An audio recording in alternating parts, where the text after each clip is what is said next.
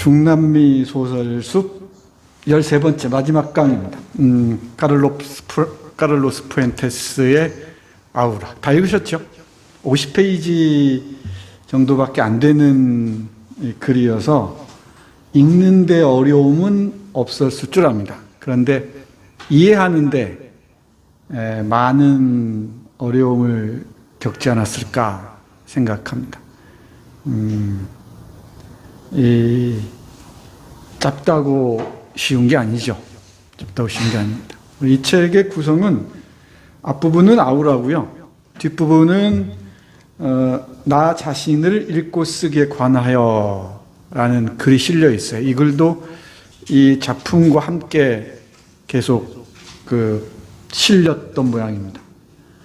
두 파트로 나눠져 있다는 것 보셨으면 좋겠습니다.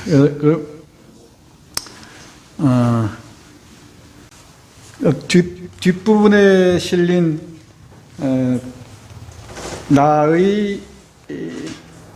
나 자신을 읽고 쓰기에 관하여 나는 아우를 어떻게 썼는가, 이 문장을 좀 주목해서 볼 필요가 있을 것 같아요. 이 7파트로 나눠져 있는데 아우라의 창작 원리랄까 창작 방법을 잘 보여주는 글입니다. 그리고 저는 개인적으로 뒤에 실려 있는 나 자신을 읽고 쓰기에 관하여라는 글이 아주 재밌었어요. 이 소설의 형성 원리랄까 그 과정들을 흥미진진하게 보여준 텍스트여서 대단히 흥미로웠습니다. 여러분들은 이 부분 읽으셨는지 모르겠는데 아마 못 읽으셨다면은 다시 오늘 강의 듣고 뒷부분 창작 원리를 밝히고 있는 글 읽어보시기 바랍니다. 그 뒤에 부분을 보시면 아시겠지만은 이 카를로스 푸엔테스라는 이 작가의 지적 수준, 교양이랄까 취향이랄까 대단히 폭넓고요. 그리고 다채롭습니다. 이 동서양 고전부터 시작해서 이 음악 또 영화에 이르기까지 취향과 교양의 수준이 예사롭지 않다는 것을 알 수가 있습니다. 그 부분을 제가 뒤에 설명드릴게요. 여기 그림 보이시죠? 첫 페이지 그림. 이게 기욤 세럏이라는 프랑스 화가가 그린 피에르의 포옹이라는 그림입니다. 이 그림 찾느라 저 고생을 좀 많이 했어요. 전체 그림은 아닌데 전체 그림은 유튜브에서 찾아보시기 바랍니다. 피에르의 포옹인데 이 가면을 쓰고 있는 이 여성 뒤에서 피에르 분장, 광대 분장을 한 남성이 껴안고 있는 장면입니다. 우리는 다 읽었으니까 알지만은 이 여성을 아우라라고 상정한다면 이 아우라는 우리 누굽니까? 할머니, 부인, 응? 누구라고요? 콘셀로스? 콘수엘로, 콘수엘로. 위로하다는 뜻이라고 그러죠. 콘수엘로의 합체라고 할 수가 있죠. 20살 어름의 이 청춘과 이 노파가 합체된 모습을 뒤에 피에로가 포옹하고 있는데, 이 피에로는 다시 얘기하면 우리가 본 이 펠리페 몬테로이면서 로엔테 장군이기도 하죠. 둘이 합체된 모습입니다. 서늘한 그림입니다. 좀 다음 보겠습니다. 오늘은 짧아서 좀 빨리 끝낼 수 있을 것 같은데 잘 모르겠습니다. 카를로스 푸엔테스는 정말 훌륭한 작가입니다. 훌륭하지 않은 작가를 제가 고를 리가 없습니다만은 참 훌륭해요. 우리 역촌동 할머니 오시니까 잡복을 해도 됩니다. 안 계실 때는 잡복도 못해요. 깔때기도 못되고 눈치 보느라 역삼동, 역산동이 아니고 역삼동, 깔때기도 못되고 기죽어 있습니다. 이 카를로스 푸엔테스는 멕시코 소설가입니다. 파나마 시티에서 태어났다는데 아버지가 외교관이어서 여기저기 사방천지 돌아다녔다고 하죠. 칠레, 미국, 유럽, 그리고 자신이 프랑스 대사를 역임하기도 했고요. 남미 작가들이나 시인들은 외교가 아닌 경우가 많다 그랬죠. 아엔데도 그랬고, 이 아엔데는 소아과 의사였죠. 네루다도 그랬고요. 옥타비오 파스도 그랬고, 많은 그 문학자들이 외교관을 겸하는 경우가 있었습니다. 네. 이 카를로스 푸엔테스의 그 아버지가 꽤 훌륭했던 모양입니다. 다양한 그 경험을 합니다. 그래서 이른바 세계인 코스모폴리탄적 감각을 갖추고 있었던 것 같습니다. 되게 우리가 페드로 파라모까지 쭉 보면은 천민들도 그렇고 멕시코 소설들이 시골이 배경이잖아요. 농촌이 배경인데 카를로스 푸엔테스는 도시를 배경으로 해서 바로크적 허무를 그리고 있습니다. 바로크적 허무가 뭔지는 뒤에서 설명드릴게요. 54년에 가면의 세월, 가면으로 시작한다는 게 흥미롭습니다. 시작하고요. 아르테미오의 최후, 이 소설이 출세작이라고 합니다. 오래전 지학사라는 출판사가 있었는데 지학사는 참고서 만드는 출판사로 유명하죠. 그 지학사에서 숨어있는 세계 문학을 발굴해서 번역해서 시리즈로 낸 적이 있어요.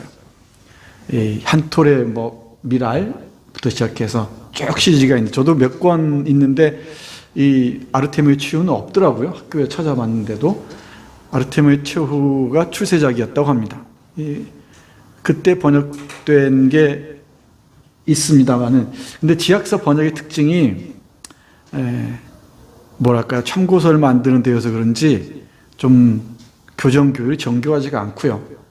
또 80년대, 90년대 저작권이 없는 상태에서 번역된 것이어서 신뢰도가 높지는 않습니다. 그 다음 아우라를 62년에 했습니다.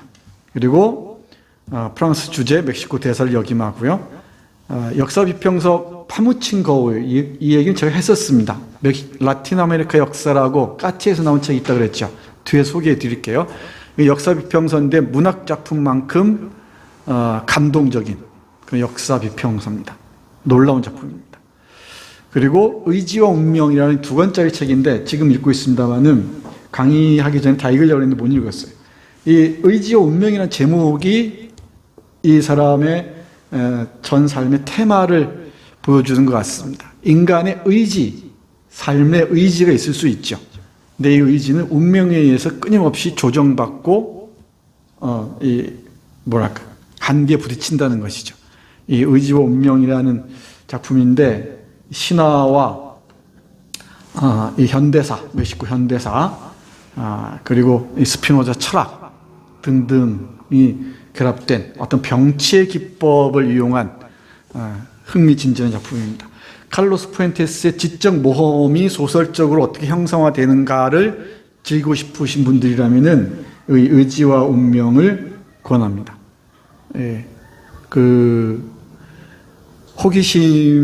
지적 호기심을 충족시켜 줄 때 그 환희 같은 게 있죠. 소설 읽을 때 소설이 우리에게 제공하는 그 지적인 성취 정도가 있는데 의지와 운명이 그 소설이 아닌가 싶습니다. 한번 꼭 읽어보셨으면 좋겠습니다. 아주 재밌습니다. 이 뒤에 있는 그 책 표지 있죠? 카를로스 푸엔테스 소설 라 볼룬타르드 이 라 포르투나, 이게 의지와 운명 표지입니다. 카를로스 푸엔테스는 그 멕시코의 정체성을 포스트 모던적 기법으로 다양한 그 소설적 실험을 통해서 형성한 작가로 이름이 높고요. 그리고 우리의 그 지적 호기심과 어떤 모험을 자극하는 멋진 글들 많이 씁니다. 어떤 사람들 지나치게 화려하다고 얘기를 하는데 제가 보기엔 그렇게 화려한 것 같지는 않습니다. 근데 그 화려함의 이면에 깊은 허무와 슬픔과 고독이 배어 있다는 것은 어렵지 않게 알 수 있고요. 아우라만 읽으셨어도 금방 눈치챘을 겁니다. 자, 푸엔테스에 대해서 짧게 살펴봤습니다. 이 책 보면은 아르테미오의 최후가 이 책입니다. 김창완 선생이 번역했죠. 김창완 선생이 스페인 문학 전공입니다. 라틴 아메리카 역사, 여기에 이 파무친 거울이라는 역사 비평서입니다. 그림도 많이 포함되어 있고요. 그래서 읽기가 흥미진진합니다. 그리고 이 블라드라는 소설이 있습니다. 민음사에서 나와 있는데 짤막한 볼륨의 소설입니다. 의지의 운명이 있고요. 아우라까지가 한국에 번역된 카를로스 푸엔테스의 작품들입니다. 올 여름, 여름이 방학이죠. 예, 방학 때 카를로스 푸엔테스 한번 즐겨보시기 바랍니다. 그리고 아우라 개요를 볼 텐데요. 이 아우라 개요를 보기 전에 이 표지 그림 한번 보십시오. 이 아우라의 표지 그림도 많이 있는데, 이 돈셀로스 거리라고 그랬죠? 돈셀로스 거리에 있는 그 저택의 모습입니다. 대단히 어두침침하고 좀 음산하죠. 음산하고 뭔가 귀신이 나올 것 같은 그런 집입니다. 이게 고딕적이라고 그러죠. 고딕. 그래서 이제 예를 들면 이렇습니다. 24페이지 한번 잠깐 볼까요? 24페이지. 식당으로 들어가야 해. 물론 아우라를 뒤따라서 말이야. 그녀는 식탁 가운데에 램프를 놓을 거야. 너는 이 홀에서 눅눅한 한기를 느껴. 여기는 사방이 고딕풍 아치와 둥근 꽃장식이 새겨진 어두운 나무 벽으로 둘러싸여 있어. 고양이 울음소리는 더 이상 들리지 않아. 우는 하는 문장들을 포함해서 이 고딕적인 분위기를 묘사하는 문장들이 곳곳에 있습니다. 고딕이란 말은 기본적으로는 건축학 용어죠. 중세시대 하느님을 향한 인간의 욕망이랄까요? 이 뜻을 표현하는 그야말로 이 고딕 건축을 얘기합니다. 여기 양식인데 문학에서는 이 고딕 그러면은 이 중세 성을 떠올리시면 좀 음산하고 뭔가 좀 공포스럽고 괴기스럽고 그런 분위기가 있죠. 그 대표적인 게 드라큘라입니다. 드라큘라. 그래서 이 문학 장르에서 고딕 그러면 고딕 장르 그러면은 공포 소설, 공포 문학을 얘기해요. 공포 문학을 이 공포 문학은 초현실주의적인 것. 그러니까 현실을 뛰어넘는 것이죠. 이성적이지 않은 것이죠. 이게 고딕 문학이 유행한 게 18세기, 19세기 인물이라고 그러죠. 그 전에 바로크 문학하고 이어지는데 이 공포 문학이 등장하는 건 이성 중심주의 세계에 대한 어떤 비판 또는 반발로서 이 작가들이 공포 문학을 밀고 나갔다고 얘기를 하죠. 대표적인 게 또 공포 문학 얘기할 때마다 얘기하는 게 뭐죠?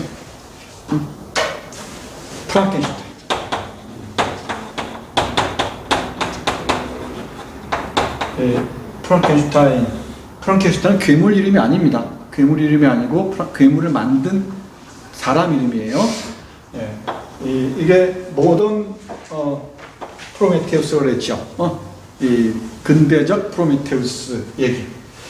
메리 셜리의 프랑켄슈타인 그리고 이 드라큘라 등등을 공포 문학으로 얘기합니다. 그리고 이게 이어지는 게 우리 미국 소설 습할 때 읽었던 사람이 있죠. 에드가 앨런 포의 공포 문학들, 검은 고양이를 비롯한 것들이죠.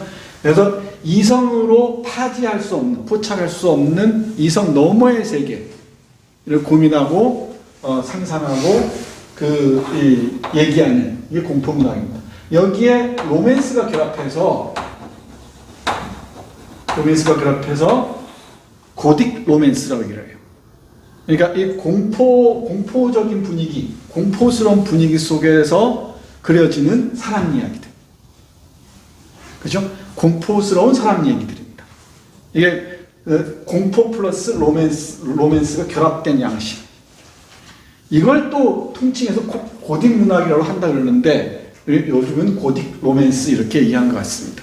이 고딕 로맨스의 흐름을 뒤에서 계속 볼 텐데 이 고딕 로맨스의 흐름은 이 이성에 의해서 추방당했던 이 초현실적인 이 사상들이 그대로 우리에게 귀환하는 거예요. 예를 들면은 뒤에서 보겠습니다만은 이생규 장전의 귀환으로 딱 보시면 돼요. 그러니까 귀신 얘기들이나 귀신과 인간이 사랑 나누는 얘기들은 비이성적이라고 해서, 비합리적이라고 해서 다 추방당했었죠. 추방당했던 이야기들을 다시금 이성중심적 세계, 이성중심의 이 질서에 대한 비판의 하나의 무기로서 다시 소환하는 겁니다. 그걸 대표하는 작품이 바로 오늘 뒤에서 얘기할 일본의 작가 아키마리의 작품인 우게스 이야기입니다. 우게스 이야기.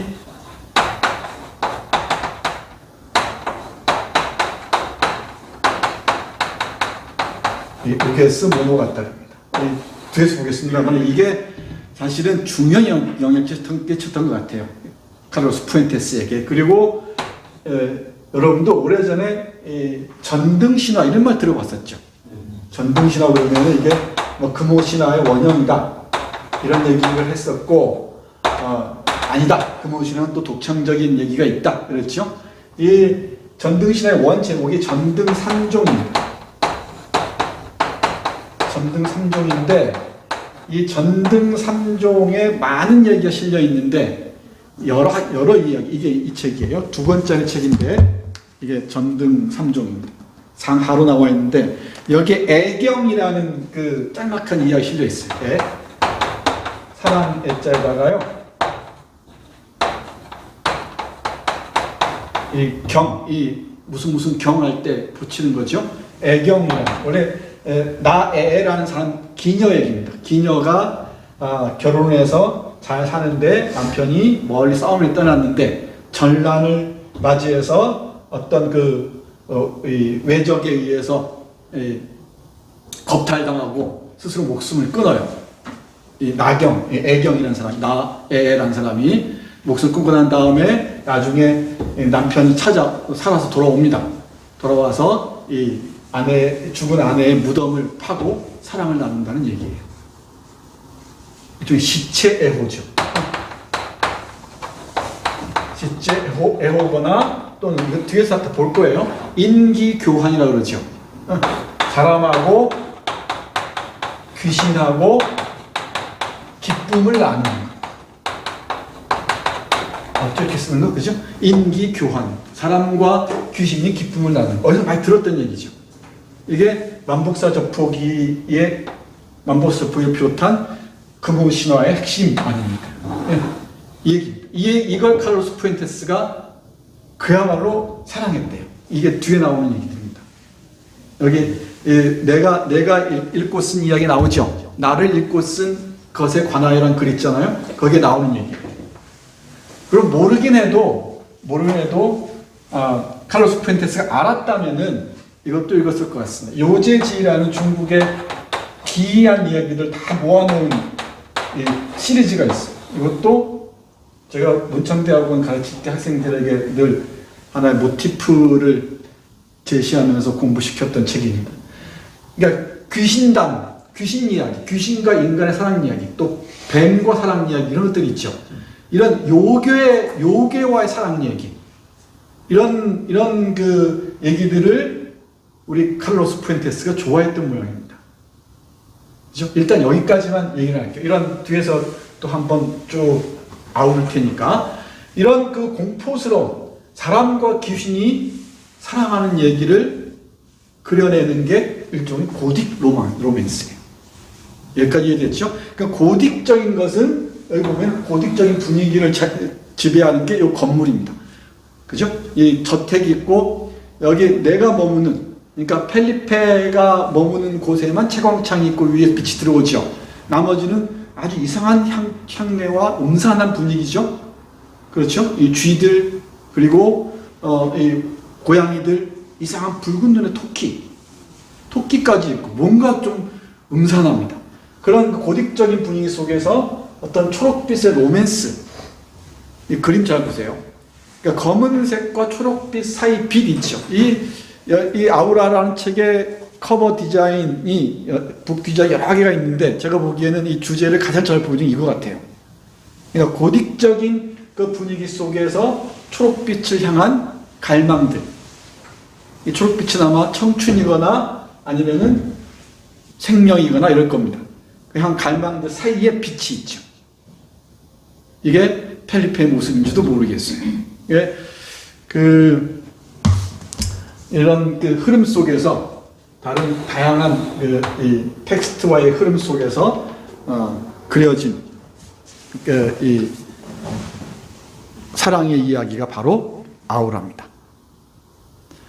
정말 흥미진진한 소설이에요. 앞에서 말씀드렸듯이 2부에 해당하는 나 자신을 읽고 쓰기에 관하여라는 글이 있다고 그랬죠. 이게 카를로스 푸엔테스의 소설, 특히 아우라의 창작 원리를 밝혀주는 텍스트일 뿐만 아니라 포스트 모던 문학 또는 소설의 위기에 활로를 열어가기 위한 하나의 모색으로서 새로운 창작 원리를 제시한 것이라고 볼 수도 있을 것 같아요. 그럼 아우라 개요 이 그림은 이해가 됐습니다. 아우라는 그리스어로는 아우라로 발음하는데 영어는 오로 이러죠. 이 산들바람입니다. 아마 제피우스의 조개의 비너스의 탄생이라는 그림 아시나요? 그 그림 보면은 바람이 불고 그 옆에서 이 귀에다가 바람 불어 넣는 그 신, 그게 애라 그러면 안 되죠. 신이지. 산들바람입니다. 또 유혹이기도 하다 그러죠. 유혹이기도 하고요. 그리고 우리가 흔히 아는 아우라는 우리 포스 이런 말 쓰잖아요. 카리스마 이런 말 쓰는데 신체에서 발산되는 영혼의 에너지 같은 것을 아우라라고 합니다. 아우라 죽이지 않느냐 할 때. 그 아우라입니다. 그리고 베냐민이 기술 복제 시대의 예술 작품이라는 유명한 글에서 얘기한 베냐민식의 글이죠. 이게 바로 유일한 현존성, 그러니까 오리지널리티를 얘기하죠. 원본만이 지니고 있는 그 빛이 있어요. 그 일회적이죠. 그러니까 원본을 계속 놓고 볼 수는 없잖아요. 이 원본 유일한 현존성, 여기 깊은 그 허무 같은 게 깃들여 있죠. 이 삶도 어찌 보면은 순간적인, 유일하지만 순간적인 현존성을 의미하는지도 모르죠. 베냐민은 좀 우울해요. 우울하고 허무에 깊이 잠겨있는 고독한 사색가처럼 보입니다. 그리고 이 광배라고도 얘기하는데 후광이라는 거 있죠. 부처님이나 예수님 뒤에 있는 그 달 모양의 이걸 또 아우라라고도 합니다. 그리고 또는 유혹이나 흑마술도 흑마술을 유혹이죠. 유혹도 하나의 아우라로 얘기한대요. 이 앞에 그냥 지나치셨는지 모르겠는데 제사 있습니다. 제사 맨 앞에 보면은 제사 보면은 남자는 사냥을 하고 투쟁을 한다. 찾았죠? 그리고 여자는 계략을 짜고 꿈을 꾼다. 그녀는 환상의 어머니이자 신들의 어머니이다. 그녀에겐 또 다른 눈이 있고 욕망과 상상력을 펼칠 수 있는 무한정 비행할 수 있는 날개가 있다. 신은 남자와 같아서 여성의 품속에서 태어나고 죽는다. 이 제사를 딱 앞에 놓고 있죠. 이 제사를 앞에 놓고 있다는 것도 의미심장합니다. 여기 주일 미슐레라고 했죠. 주일 미슐레는 프랑스의 유명한 역사학자입니다. 그러니까 문학적인 역사를 쓰는 역사학자였어요. 우리가 그 르네상스라는 말을 역사학에서 공식적으로 제시한 사람이라고 그러죠. 부활, 재생이라는 뜻으로 제시한 사람이 이 주일 미슐레입니다. 아마 들어보셨을 겁니다. 근데 주일 미슐레라는 역사학자의 전공이 흥미로워요. 마녀. 그 번역도 있습니다. 마녀. 이 마녀에 관한 얘기.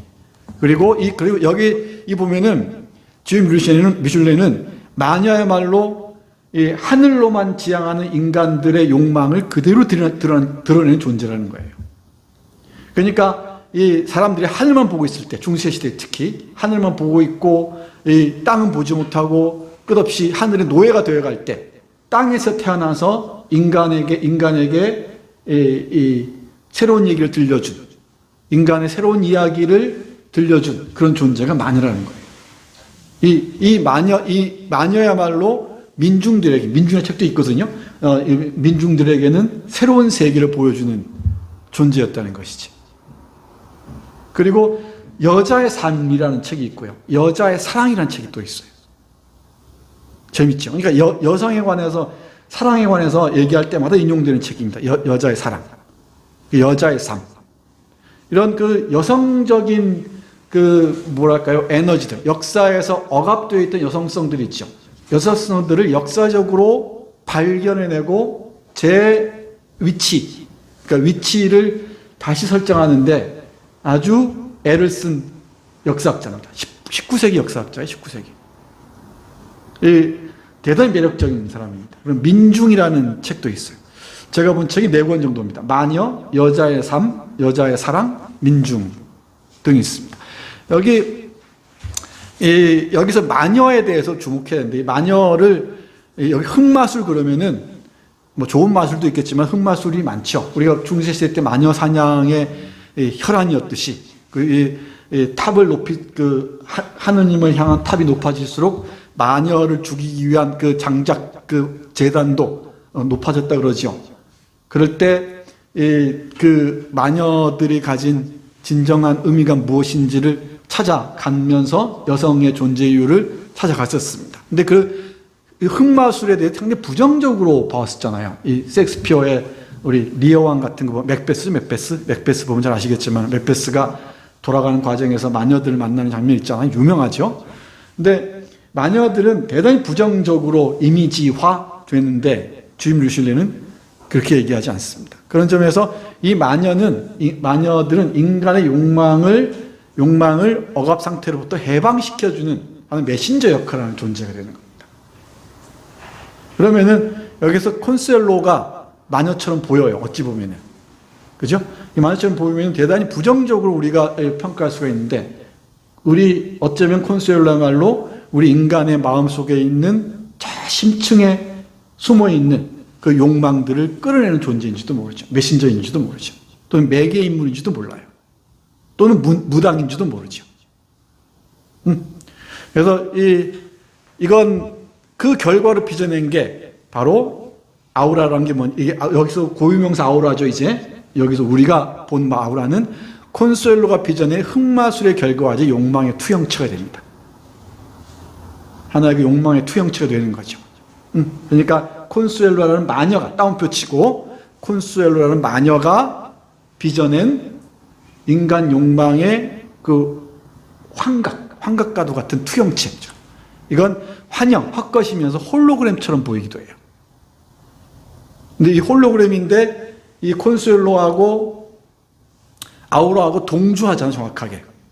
그 장면 기억하죠? 그 양을 잡는 장면이나 식사하는 장면, 그 뒤에서 볼게요. 정확하게 동조합니다. 혹시 옛날에 로봇 태권 부위 같은 거 기억합니까? 딱 그 머릿속에 딱 들어가서 또리인가 맞나요? 자기가 막 움직이는 대로 얘가 움직이죠. 맞죠? 얘가 로봇 태권 부위 안에 들어가서 태권도 이 품계를 보여주면은, 품계를 이렇게 시연하면은 그대로 얘가 싸움을 하잖아요.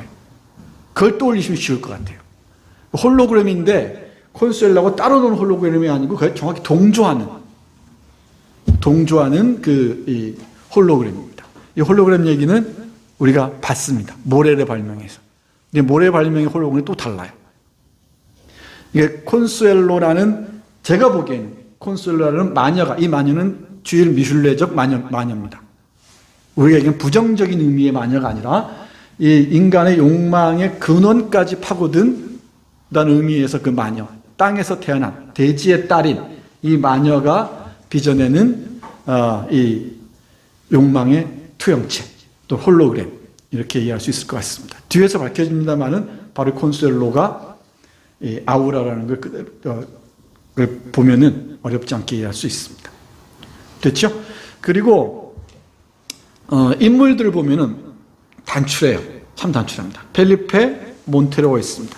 이 스페인 역사의 중요한 왕들이 다 펠리페죠. 이 펠리페 거기에서 따온 것처럼 보인다고 하는데, 펠리페 몬테로, 이 몬테로 사냥꾼이라는 의미라고 그러죠. 펠리페 몬테로 역사학도입니다. 역사학도인데, 이 펠리페 몬테로의 역사학도의 꿈이 뭐냐면은 33페이지 보세요. 돈 모으는 것도 꿈이지만 돈을 모아서 하고 싶은 게 있어요. 연구를 하고 싶은 게 있죠. 신대륙 발견과 스페인 정복에 관한 방대한 연구.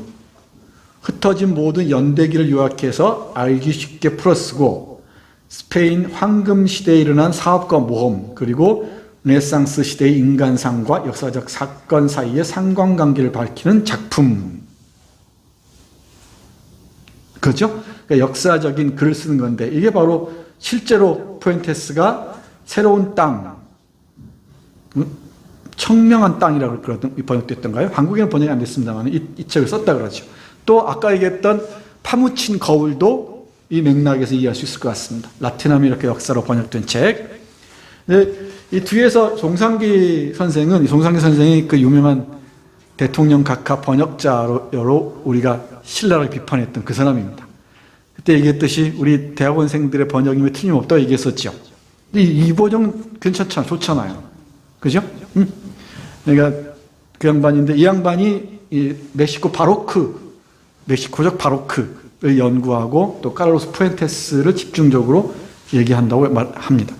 이 바로크라는 것도 말로 왔으니까 잠깐 설명하자면은 바로크, 그죠?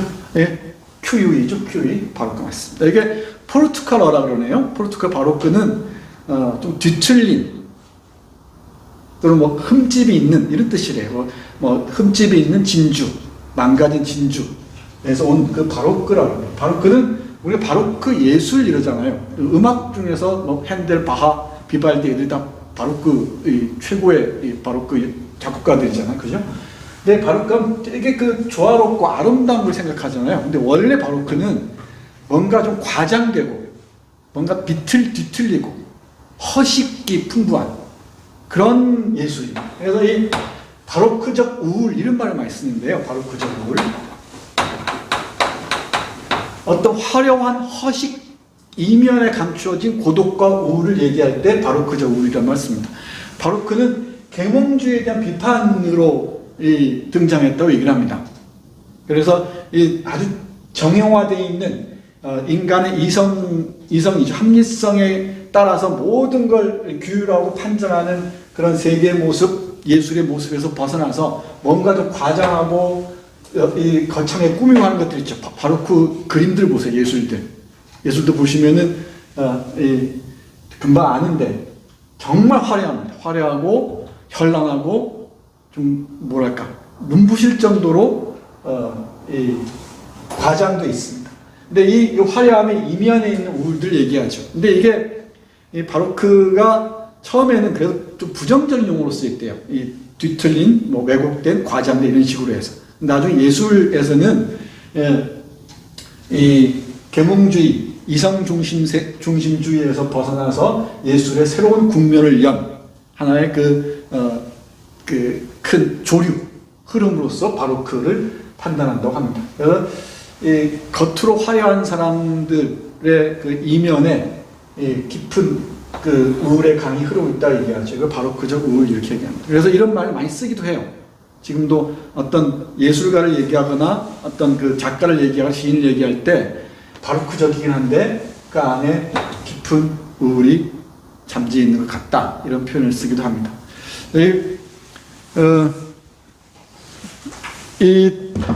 무슨 얘기가 얘기하고 있는 중이죠? 이 시기 이 바로크 시대에 멕시코 바로크 송상기 선생이 얘기하려고 했다. 이 송상기 선생이 멕시코 그 바로크를 집중적으로 연구하는데 그 멕시코 바로크를 대표하는 작가가 카를로스 푸엔테스라는 거죠. 멕시코 바로크와 현대성이라는 책이 있죠. 이 양반이 쓴 책이 있습니다. 제가 다 보지를 못했고 논문으로 2개쯤 봤는데 주요 연구 대상이 카를로스 푸엔테스예요. 멕시코는 굉장히 혼종적이죠. 혼종적입니다. 이 메스티소를 두고서 그러니까 백인과 원주민의 혼혈인 메스티소를 두고서 우주적 인종 이런 말 쓴다고 그러죠. 그래서 뭔가 좀 과장되어 있고 사람들의 이 행동이나 장식이 화려하고 과장되어 있다고 합니다. 그 안에 들어있는 그 멕시코인들의 불안과 우울을 파악해내는 게 카를로스 푸엔테스 글쓰기의 핵심이라는 거죠. 그러니까 멕시코 사람들이 끊임없이 좀 과장된 몸짓으로 보이기도 하고 또 화려한 색채로 치장하고 멕시코 그 건물들 같은 거 보면 그래요. 그리고 뭔가 좀 뭐랄까 큰 소리도 잘 치고 이러는데 그 이면에는 자기가 누구인지 모르는 데 대한 어떤 불안감 같은 게 깊게 배어 있다고 합니다. 그걸 간파해내는 게 이 칼로스 푸엔테스 소설 또는 문학의 핵심이라고 보는 듯 합니다. 근데 이 뒤에 역자 해설에 보면은, 막시밀리안 황제의 그 보좌관 역할을 했던 요렌테 장군이 있죠. 이 요렌테 장군과 펠리페의 관계, 그리고 아우라를 매기로 한 관계를 통해서 멕시코적 정체성을 고민하고자 한다라는 그 요지의 역자 해설 일이 있습니다. 그 부분 참조해서 보면 좋을 것 같은데 저는 잘 설득이 안 되긴 합니다. 그러니까 무슨 얘기냐면은 요렌테는 이 오스트리아 쪽에서 온 나폴레옹 3세가 보낸 막스밀리안, 이 19세기 말에 막스밀리안 황제가 오거든요. 황제가 와서 멕시코를 지배를 해요. 몇 년 안 돼요. 짤막한 시기입니다. 제가 몇 년 전에 괴제 나폴레옹 3세라는 책을 번역할 때 이 막스밀리안이라는 사람을 처음 알았었는데, 이 사람이 나폴레옹 3세가 이 멕시코를 점령하면서 황제로 보낸 사람이 막스밀리안이라는 사람이에요. 황제예요. 근데 이 사람의 보좌관 역할을 했던 게 요렌테 장군이죠. 그래서 이 파리 교양에 충실한 사람이고 프랑스적이죠. 그래서 보수적인데 우리로 얘기하자면은 친프랑스적인, 그 반민족적인 것처럼 보이기도 해요.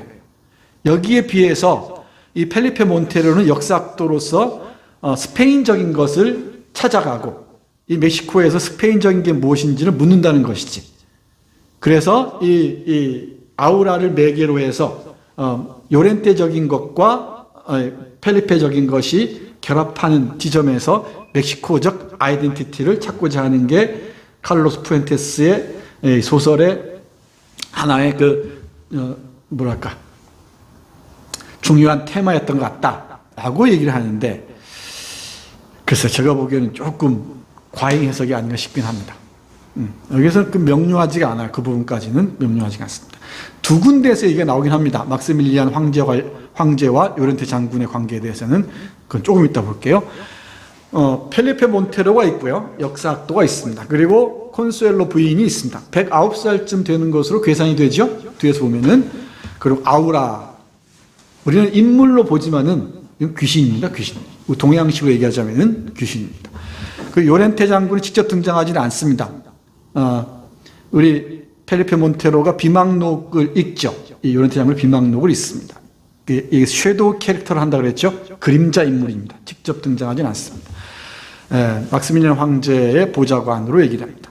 여기 이 역사적인 시점이랄까요? 멕시코 역사와 관련지어서 설명을 하려면 이 막스밀리안 황제 얘기를 빠뜨릴 수가 없습니다. 30페이지 보시면 이렇게 나옵니다. 그날 밤 너는 황갈색 잉크로 적힌 노란 서류들을 읽었어. 난 다음에 19세기 멕시코 오아하카주 대농장에서 보낸 유년 시절, 프랑스 사관생도 시절, 요렌테 장군이 프랑스 사관학교를 나왔던 얘기죠. 모르니 공작과 나폴레옹 3세 측근들과 쌓은 우정, 막시밀리안 1세, 제정시대를 맞아 멕시코로 귀국. 제정시대가 바로 막시밀리안 황제가 지배하는 시대입니다. 그리고 제국의 각종 연회와 행사들, 전쟁과 패전, 멕시코 내전을 얘기해요. 1867년 요 무렵이죠. 67년에 이 막시밀리안 황제가 처형당합니다. 이 유명한 그림도 있어요. 막시밀리안 황제의 처형이라는 그림이 있습니다. 찾아보시면 금방 나올 겁니다. 그리고 이 부분하고 56페이지를 보시면은 두 번 나옵니다. 작은 요렌테 장군은 보다 유려한 문체로 에우헤니아 데 몬티오의 성격을 묘사해 작은 나폴레옹에 대한 존경을 표하고 자신이 쓸 수 있는 가장 용맹한 수식어로 프랑스와 프로이센의 전쟁을 기록하고 패전의 고통에 대해 여러 장에 걸쳐 서술하며 괴물 같은 공화주의자들에게 맞선 영예로운 이들을 격려하며, 그러니까 공화주의자들은 당연히 짓밟았겠죠. 황제니까. 우리 나폴레옹 3세가 대통령이었다가 황제로 바뀌면서 그랬듯이. 불란드 장군 쭉 나오다가 여기서 주목할 게 뭐냐면은 에우헤니아 데 몬티오 나오죠. 나폴레옹 3세의 부인인데 이 나폴레옹 3세의 그 아내가 자기 남편이 처형당하고 난 다음에 우울증과 깊은 고독 속에서 헤맸다 그럽니다. 그래서 이 송상기 선생은 뒤에서 이게 그 콘셀로의 모델이 막시밀리안 3세의 부인이 아닌가 뭐 이런 식으로 얘기를 하고 그러는데 글쎄요. 그 부분은 제가 좀 얕아서 그런지 모르겠지만은 저로서는 용납하기가 조금 받아들이기가 쉽지는 않습니다. 일단 참조를 하시기 바랍니다. 이 막시밀리안 3세가 1860년대 멕시코를 3년인가 4년일 거예요, 아마. 예, 3년, 4년 짧게 통치를 합니다. 그러다가 공화파들에게 체포돼서 처형당합니다. 그 역사가 있었어요. 이것도 역시 보수파들이 황제를 불렀던 겁니다. 공화파들을 제어하기 위해서 불렀다가 나중에 내전이 심해지면서 결국 그 비극으로 끝나고 맙니다. 인물은 단출합니다. 줄거리를 짧게 보면 이렇습니다. 역사학도 펠리페 몬테로는 광구를 보고 최신식 건물로 둘러싸인 구시가지에 있는 퇴락한 저택을 찾아간다. 콘수엘로와 그녀의 조카 아우라가 사는 그 집에서 펠리페는 노파의 남편 요렌테 장군이 남긴 원고를 정리하는 일을 맡는다. 책으로 간행하기 위해서라고 얘기하죠. 책으로 간행하고자 하는 욕망, 이것도 영속하고자 하는 욕망, 영원히 살고자 하는 욕망과 맞물리죠. 음산한 분위기의 오래된 저택에서 펠리페는 녹색의 눈동자 아우라에게 빠진다. 녹색, 초록색 의미가 무엇인지도 뒤에서 보겠습니다. 고딜 로맨스 얘기는 앞에서 얘기했고요. 2인칭 시점, 이게 참 재밌습니다. 그럼 2인칭 시점 할 때 너라고 부를 때 너는 보면은 펠리페 몬테로인 거 알겠는데, 그렇죠. 펠리페 몬테로인 거 알겠는데, 그러면 너라고 부르는 나는 누구인가요? 이거 찾아야지. 우리 2인칭 소설 보기가 드뭅니다. 보기가 쉽지가 않아요. 그죠? 그럼 너라고 부르는 나는 누구일까? 일단 또 다른 작가의 대리인인 내레이터, 화자라고 얘기할 수가 있죠. 일단은 이 작가의 대리인인 화자가 너는 지금 뭐뭐 하고 있어. 뭐뭐 하는 중이야. 뭐뭐 할 거야. 누가 어떤 얘기하는 걸 듣고 있어. 이런 식으로 얘기할 수 있을 겁니다. 근데 두 번째로 상징할 수 있는 게 이게 더 적절할 것 같은데 콘수엘로라고 보는 게 좋을 것 같아요. 이 콘수엘로가 나가 돼서 너는 지금 이렇게 쭉, 그러니까 이 이중적인 모습을 보여주는 거죠. 등장인물이면서 뒤에서 나를 조종하는 역할을 하기도 하는 거죠. 그래서 이게 이 뒤에 이 욕망의 구조가 가능하다는 말을 쓰는데 이 뒤에 두 번째 글이 있다고 그랬죠. 나 자신 읽고 쓰기에 관하여라는 글. 자, 뒤에 보면은 88페이지 보시면은 여기에 중요한 문장들이 많이 나와요. 여기 보면은 문학이나 책 혹은 아우라에서 욕망을 2인칭 단수 너로 변모시켜 구조화했듯이 이랬죠. 아르망 듀발은 마그레트 교티의 시체를 얻는다. 이거 아르망 듀발 얘기는 누굽니까? 누구의 소설 얘기하는 거예요? 카멜리아, 알렉산드 듀마의 알렉산드르 듀마 있죠? 알렉산더가 아니고 알렉산드르 듀마의 카멜리아의 여인을 얘기하면서 하는 말인데 여기서 너를 통해서 욕망을 구조한다 그랬죠. 여기 주목해서 보면은 이 콘수엘로의 이 전체 콘수엘로의 욕망이잖아요. 크게 보면 이 콘수엘로 욕망이 남편의 비망록을 책으로 간행해서 영속화를 노리는 게 하나 있고, 그리고 이 펠리페 몬테로까지 자기 남편으로 합체시켜버리죠. 그렇죠? 그리고 자신을 또 아우라로 등치시켜버리죠. 그죠? 여기는 전체적으로 보자면은 콘수엘로예요, 콘수엘로입니다. 그냥 콘수엘로의 욕망이에요. 콘수엘로 욕망이 주인공이 셈이죠, 그러니까. 이 욕망이 누구에게? 펠리페 몬테로에게 지시하는 것이지. 너 이러이러해야 돼. 이러이러해야 돼. 결국엔 나중에 이 콘수엘로가 나간 틈을 타서 아우라하고 키스를 하는데 그 시체와의 키스죠. 그렇죠? 그러니까 콘수엘로가 사라지는 순간에는 나도 사라지는 거지. 아니, 나가 아니라 이 아우라도 사라지는 거죠. 그러니까 여기 이 2인칭 시점이 상당히 흥미롭습니다. 저는 처음 읽을 때 2인칭 시점 뭐 같은 얘기긴 합니다만은 카메라라고 생각해서 카메라가 말한다고 생각해 보세요. 카메라가 쭉 가면서 이리 보면서 다큐멘터리를 찍는다고 생각해 보면 쉬울 것 같아요. 이렇게 한번 해봐. 저리저리 움직여. 이렇게 얘기할 수 있죠. 장면 지시하는 것처럼. 물론 이건 화자, 그 작가의 대리인인 화자로 설정해도 같은 얘기 되는 셈인데, 카메라가 움직이면서 이제 이 펠리페 몬테로를 쭉 따라가는, 그걸 떠올리시면 쉬울 것 같습니다. 근데 이 시선에 따라서 움직이죠. 욕망의 흐름이 쭉 그어지는 거죠. 콘수엘로를 나로 보면 좋을 것 같습니다. 좀 더 정확히 얘기하자면 콘수엘로의 욕망이 이 펠리페 몬테로를 이렇게 움직이게 하고 결국은 자신의 남편과 합체가 되게 만들어버려요. 그 마지막 파국까지 이르는 거죠.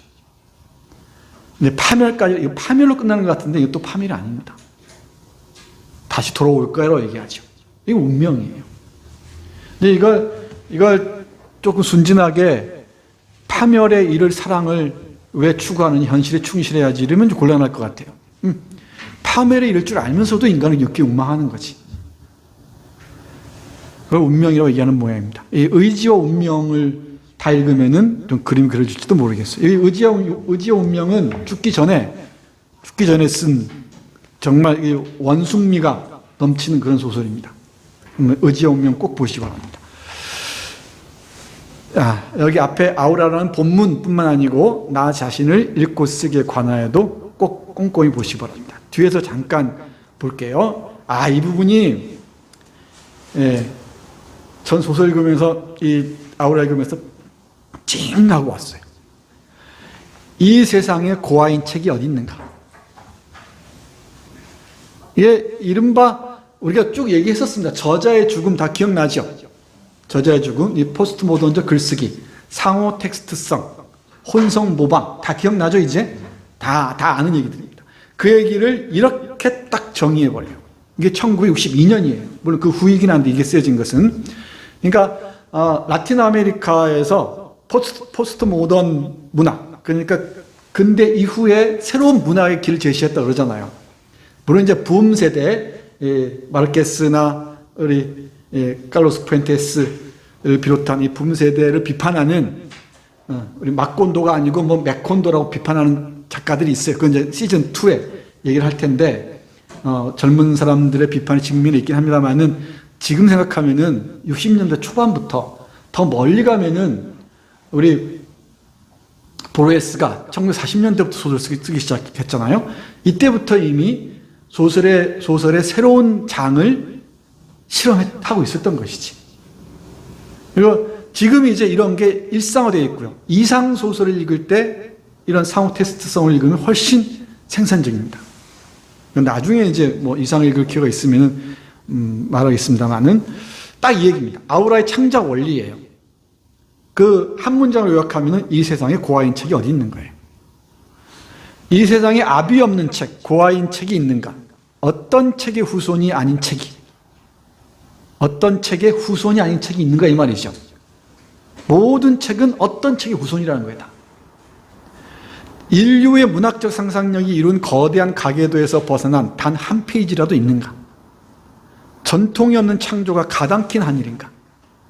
하지만 거꾸로 말해 재생 이런 말들 딱 떠올리면은 주일 미슐레가 딱 떠오르죠. 아까 얘기했던 주일 미슐레 역사학자가 떠오릅니다. 주일 미슐레의 그 재생, 부활, 르네상스를 정의한 용어였다 그랬죠. 거꾸로 말해 재생, 새로운 창조, 즉 끝없는 이야기 속에서도 새로 돋는 푸른 잎사귀 없이 전통이 생존할 수 있겠는가? 법고창신이란 말을 떠올리면 어려운 말도 아닐 것 같은데 문학 쪽에서 보면은 독창정이다라고 해서 낭만주의적 이 문학관 또는 작가관에서 못 벗어났었거든. 작가나 시인들은 창조하는 자들이라고 했거든. 이 창조라는 게 뭡니까? 무에서부터 끌어내는 거죠. 왜 그런 말 쓰잖아요, 우리. 라틴어로 많이 쓰죠. 크레아티오 엑스 니힐. 이런 말 많이 쓰죠. 엑스 니힐, 니힐, 그죠? 이런 말 쓰잖아요. 무로부터 창조 이러는데 이 없는 것을 창조를 하는데 이건 신의 영역이에요. 신의 영역. 이 신도 이것도 기독교적 신의 영역입니다. 사실 여기서 신에 대한 얘기를 많이 하는데 동양에서의 신, 노자에서의 이 도 개념이죠. 이 스피노자의 도 개념은 비슷합니다. 이건 의지와 문명에서 스피노자 얘기하면서 그대로 얘기하는 거예요. 이 사람 분명히 관심이 있었던 것 같습니다. 이 유일신이 얘기할 때는 이게 가능하죠. 서양에서 가능하지만은 수많은 어떤 이게 물학이 할 때도 이 무는 움직이는 무엇이죠. 그냥 없음이 아니고 여기에서 생성되는 것이라면은 여기 이런 서양적 개념의 이런 창조가 아니라 끝없는 지금에 있는 그 무엇으로부터 새롭게 모든 게 생성된다고 얘기해야지 창조된다고 얘기하면은 어렵지 않겠느냐라는 논의를 끊어낼 수 있을 것 같아요. 그러니까 여기 글을 쓸 시나 소설을 쓰는 사람들은 예술가들은 창조한도 얘기했어요. 창조한도. 여기에는 이런 그 오만함이 깃들어 있죠. 나는 신이다. 그러니까 이 작가, 예술가는 신이다라는 그 오만방자한 인식이 자기도 모르게 계제에 있는 거죠. 창조다라고 얘기할 때. 근데 그게 아니라는 겁니다. 여기 이 세상에 있는 모든 예술 작품들 치고 아비 엄이 없는 게 어디 있냐는 거죠. 이 77쪽 그 앞뒤로 한번 쭉 읽어보시기 바랍니다. 뭐 다 글 전체를 읽으시는 게 좋을 것 같은데, 그래서 이걸 종합해서 보면은 다 여기에 나온 얘기들입니다만은 아우라라는 이 소설은 어떻게 해서 만들어졌냐면은 제가 보건대는 우게스 이야기가 있습니다. 아까 얘기했죠? 이 우게스 이야기. 이 아키나리라는 일본의 작가가 쓴 이게 에도 막부 시대 때 쓴 거죠. 19세기죠. 19세기. 18세기, 19세기. 문학과 지성사 세계문학 전집의 버전이 있습니다. 이 9편의 짤막한 소설로 되어 있어요. 이걸 우게스 이야기를 영화로 만든 게 있습니다. 영화로. 그 미조구치 겐조라는 감독 알죠? 이거 안다고 하셔야 돼요. 일본의 3대 영화 감독이 있죠? 이 세계 영화계를 뒤흔든 사람들입니다. 오즈야스. 그 다음에 쿠로사와. 이 세 감독의 영화는 다 봐야 한다 얘기를 하죠. 이게 특히 오즈야스지로 영화는 하나의 미장센. 딱 카메라 딱 세워놓고 정확하게 딱 그 방이나 이 길, 골목길에 카메라 세워놓고 사람들 움직임을 보여주는 겁니다. 혹시 그 대만의 명감독 허샤오신 맞죠?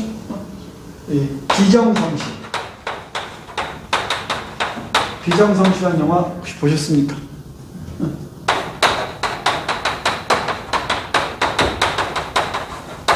비정은 슬프다. 비정하다는 뜻이고요. 이 성시는 도시입니다. 비정시. 명작 꼽히죠. 대만의 4.28 사건, 우리로 얘기하자면 제주 4.3 사건 같은 사건을 배경으로 해서 타이완의 독립 이후 그 정치적 상황을 그린 명작을 꼽히죠. 이 허샤오진을 비롯해서 허샤오신 맞죠? 갑자기 생각이 안 나요. 후시. 이 사람들이 다 오즈 야스지로 키드들입니다. 세계 영화 그 미장센에 엄청나게 기치다 그러죠. 그리고 그래서 앞으로 말할 것도 없고요. 그런 미조구치 이 겐지는 역사물들을 많이 그려요. 그림으로 만듭니다. 영어로 만듭니다. 그래서 이 역사를 통해서 물론 구로사와도 많이 만듭니다만은 통해서 인간의 본성, 본질을 치고 들어갑니다. 대표적인 게 우게스 이야기고요. 그다음 치카마스 이야기. 제가 혹시 보시고 싶으면 이건 유튜브에다 올라와 있습니다. 미조구치 겐지 영화들은 여기 아마 우게스 이야기를 보시면은 이 소설 딱 이해갈 겁니다. 이 우게스 이야기는 우게스 이야기라는 소설집에 있는 내용들을 다 모아서 영화로 재편집한 했다 그러죠. 여기 보면은 돈을 벌기 위해서 집을 나간 전쟁통입니다. 전쟁통에 집을 나간 한 남편이 퇴락한 저택에서 어떤 묘령의 여인과 사랑에 빠져요. 나중에 보니까 묘령의 여인은 죽은 여자였던 거야. 여기 빠져나와 집에 와 보니까 전란으로 아내는 죽었는데 오자마자 아내하고 하룻밤을 지셉니다. 그러니까 다음날 이웃집에 살던 동생이죠. 동생네가 와서 아니죠. 이웃 어른들이죠. 이웃 어른들이 와서 자네 아내는 죽었네라고 얘기하죠. 아들만 살아 있습니다. 그래서 이 인기 교환, 죽은 자와의 사랑 얘기가 주요 모티프입니다. 그리고 정확하게 이 고딕 로맨스에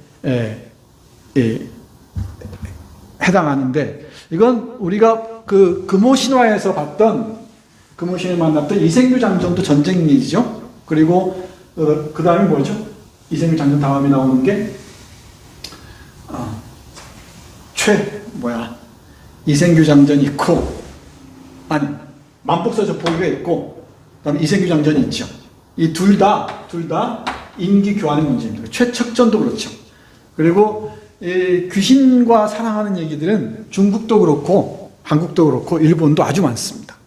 그래서 옛날에는 이런 게 뭐 전설의 고향 수준에서만 얘기를 했었는데 지금은 좀비물과 결합하면서 세계적인 센세이션을 불러일으키고 있죠.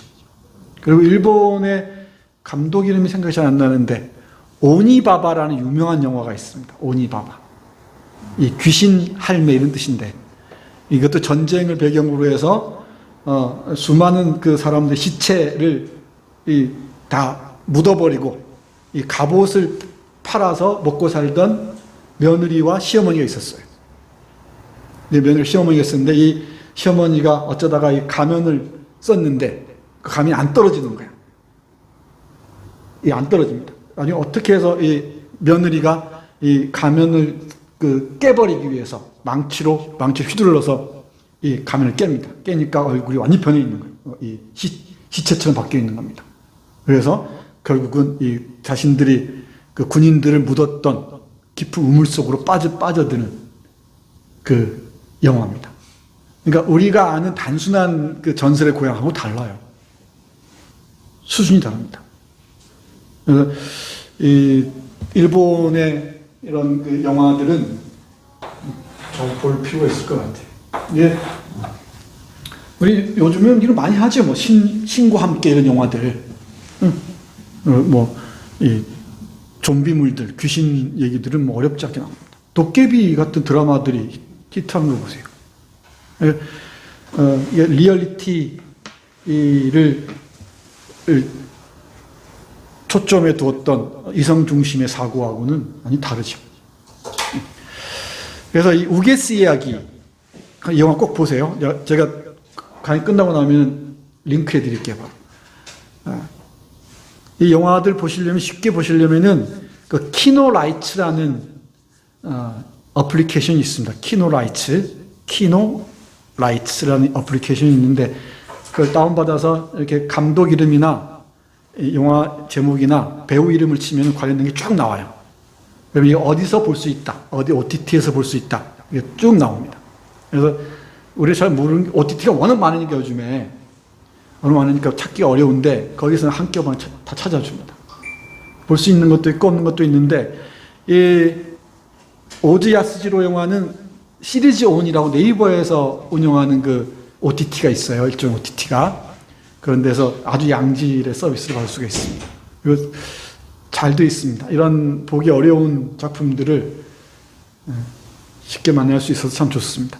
그리고 깨베도의 시, 스페인 전성기에 깨베도라는 시인이 있었는데 이 시인도 칼로스 푸엔토스가 좋아했던 것 같아요. 이게 사랑의 문제 뒤에 잠깐 볼게요.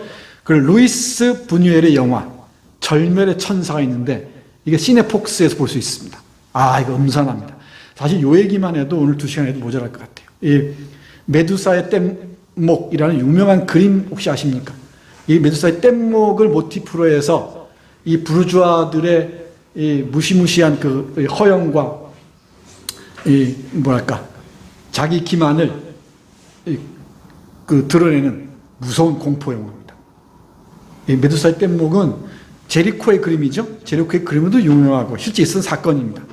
그리고 이 얘기는 레 미제라블에도 나와요. 메두사의 뗏목 얘기는.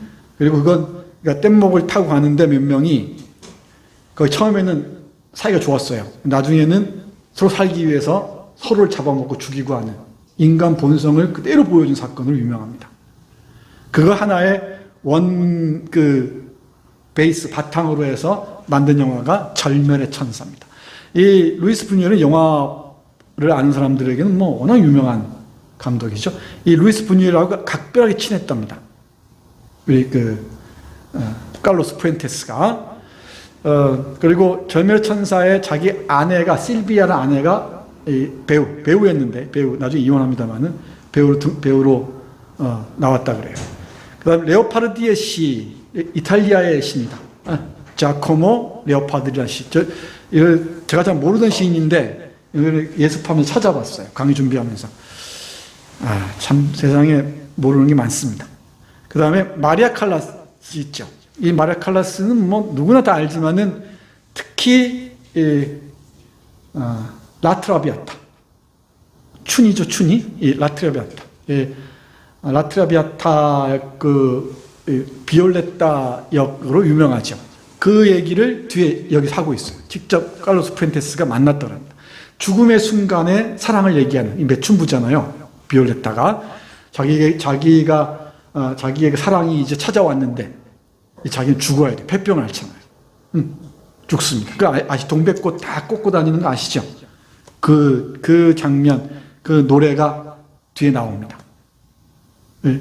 그리고 푸시킨 스페이드 영화, 이 카드 치는 얘기인데, 찰스 디킨스의 위대한 유산, 헨리 제임스 S편의 서류, 여기다가 아까 얘기한 전등 신화의 애경, 이런 얘기들이 다 모여서, 이게 아우라라는 소설을 빚어낸 어미 아비들이라는 거예요.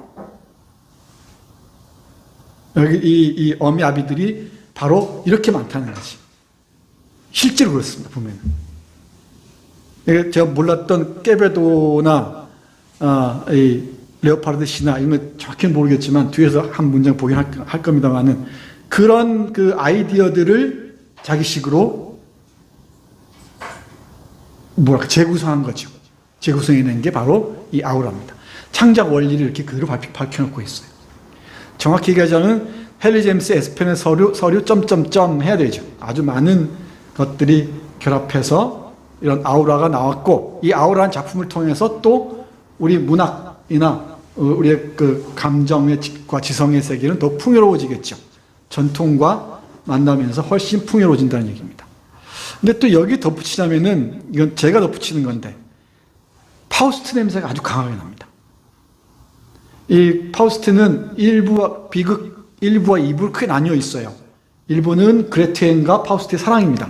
계약을 통해서 그레텐이 임신하고 그레텐이 죽는 것으로 정신병원에 갇히는 것으로 끝나죠. 비극입니다. 2부는 이제 메피스토펠레스의 안내로 왕궁에 가서 온갖 신들을 만나고 그러다 간척 사업하고 하는 걸 끝나고 마지막이 이제 이 모든 여성적인 것이 인간을 구원한다 끝납니다. 그 마지막을 두고서는 논란이 많습니다. 제가 굳이 무거운데도 불구하고 책을 가져왔는데 파우스트 여러 버전이 있는데 제가 보기엔 이 버전이 제일 좋습니다. 이 장지창 선생, 장희창 선생 번역입니다. 일단 각주가 아주 뛰어나요. 제가 가장 최근에 읽어서 그런지는 모르겠습니다만은 파우스트를 세 버전 읽었거든요. 민음사 버전. 이운 누구죠?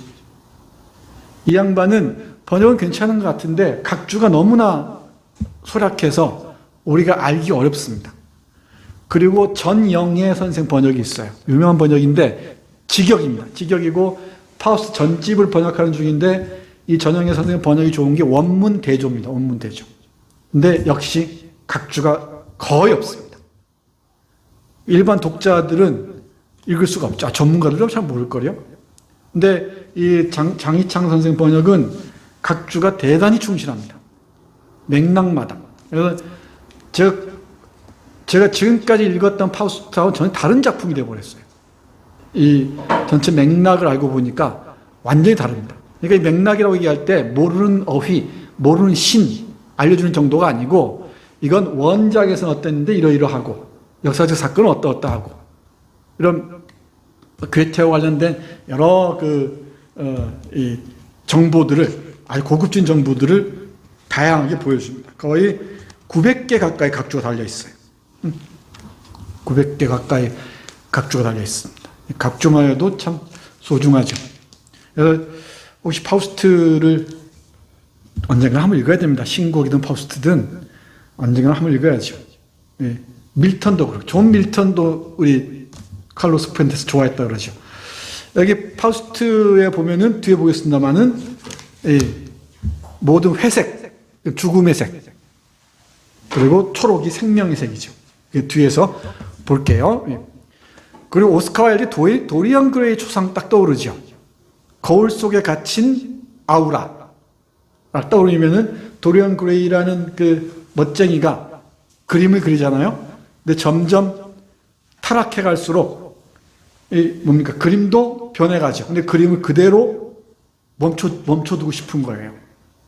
예, 이 오스카 와일드의 그 악마적인 상상력이 유감없이 발휘되는 작품이 바로 도리안 그레이 초상입니다. 책 읽기 어려우시면 영화 보셔도 좋습니다. 영화도 잘 만들었어요. 그리고 제가 최근에 읽은 소설인데 아모스 오즈의 유다라는 책입니다. 이스라엘 작가입니다. 예, 지지난주쯤 되네요. 아주 재밌게 읽은 책입니다. 이게 왜 제가 이 책을 권하냐면은 앞에서 얘기했던 여기 보면 한 남자와 두 여자잖아요. 그죠? 콘셀로와 이 아우라 그리고 펠리페 이렇게 나오죠. 그리고 그 구도들을 위대한 유산에서도 얘기하고 푸시킨의 스페이드 여왕에서도 얘기해요. 스페이드 여왕은 운문 소설입니다. 운문 소설. 푸시킨의 아주 유명한 운문 소설이에요. 그리고 그 텔리 제임스의 에스폰의 서류 이것도 다 어떤 한 공간에 남성, 여성 세 명이서 어떤 사랑의 게임도 하면서 동시에 그 새로운 이 역사의 의미까지 묻고 들어가는 건데 제가 보기엔 아모스 오즈가 딱 그렇습니다. 이 구성이 아주 비슷해요. 여기도 이 젊은 역사를 공부하는 친구가 논문을 쓰고 있습니다. 유다에 대해서. 우리가 그 유다예요. 유다에 대해서 논문을 쓰고 있는 역사학도가 광고를 보고서 여자친구와 헤어지고 광고를 보고서 어떤 집을 찾아갑니다. 찾아가니까 거기는 이스라엘의 이 벤구리온이라는 총리가 있거든요. 시오니즘, 그러니까 이스라엘 중심주의자들 있죠. 이스라엘 선민의식으로 가득 찬 자들 있잖아요. 그 벤구리온 중심의 중심주의에 대해 저항했던, 그러니까 팔레스타인, 아랍인들과 공존을 주장했던 사람이 있습니다. 근데 그 사람의 아버지를 둔 딸이 있고, 그리고 이 딸의 시아버지가 노인 살고 있어요. 이제 아버지는 죽었고요. 그리고 이 딸의 남편은 죽었습니다. 전쟁에, 이스라엘 중동 제1차 중동 전쟁에 참가해서. 그러면서 유다가 누구인지, 유다가 과연 배신자인가 아닌가 추적해 들어가는 서스펜스 같은 거예요. 서스펜스? 뭐라 그러나 그런 추리 소설 같은 겁니다. 아주 흥미진진합니다. 구도가 비슷해요. 이거하고. 그래서 여기서도 사랑에 빠지죠. 사랑에 빠지는데 이렇게 환상적이지는 않습니다. 리얼리티에 충실한 작품이었는데 전체적인 구도는 제가 보기에는 아우라하고 흡사해서 여러분께 권유할 겸해서 적어놨습니다. 아모스 오즈, 이스라엘을 대표하는 양심적인 작가죠. 우리는 데이비드 그로스만까지 읽었죠. 근데 이 사랑 항목을 창조하라. 이 다비드 그로스만도 중요한 작가지만은 이 아모스 오즈 읽지 않았나요? 나이 미카엘 아니었나 보다. 나이 미카엘 이런 작품들을 비롯해서 걸작들이 많습니다. 그리고 이스라엘의 이 야만성에 대한 신랄한 비판을 가하고요. 그리고 이 유다에 대해서도 유다 정신이란 무엇인가 새롭게 묻죠. 성서도 새롭게 바라보고요. 아주 흥미진진합니다. 이런 생각을 했습니다. 자, 그 다음 보면은 이제 우게스의 이야기 미조구치 겐지 감독의 그 포스터입니다. 참 재밌으니까 꼭 보십시오. 그리고 우에다 아키나리라 그러는데 우게스 이야기입니다. 얇은 소설책이에요. 9편의 단편이 실려 있습니다. 그리고 소개해드렸던 전등 3종, 뭐 이야기의 바다죠. 그야말로 수많은 그 기이한 이야기들의 바다. 그리고 금오신화의 스노라. 이 금오신화는 걸작입니다. 걸작. 구운몽도 그렇고요.